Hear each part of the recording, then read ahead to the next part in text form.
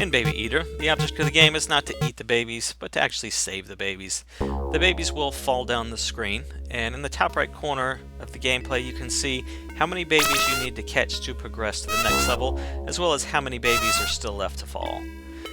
There are different enemies throughout the game, such as skulls and crows and rats, that if they touch you, they'll drain away one of your hearts in the bottom left corner. You have the ability to cloak, which means you're impervious to damage, but while you're cloaked, you also can't catch one of the babies, so there is some gameplay consideration in there in balancing the two.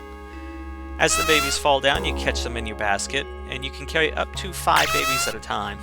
Once you've caught a baby, you're going to want to take it to either the priest or the nurse on the different sides of the screen, and you don't have to wait until you have 5 babies. If you've got a couple babies in the basket and you have the opportunity, you can just go ahead and take it to the priest or nurse.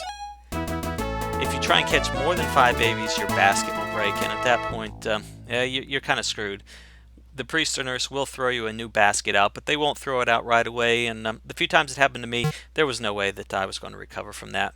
There's also junk that falls from the sky, and the junk will actually count as it'll fill up one of your basket spaces, so that's a bad thing as well.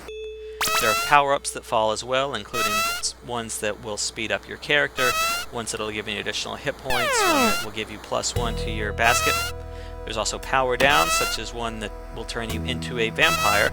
And while you're a vampire, if you touch any of the babies, the baby dies right away, but you do get the benefit of getting an additional health.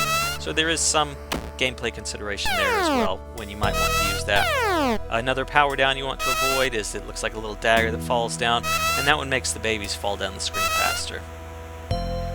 There are all sorts of hazards you want to avoid, like fire, rats that scurry across the screen, flying animals, things like that. There are additional items you can collect in a bonus round, which I have to be honest, I never did good enough in this game to reach a bonus round, but it's in the instructional manual that it's there, so we'll have to take its word for it.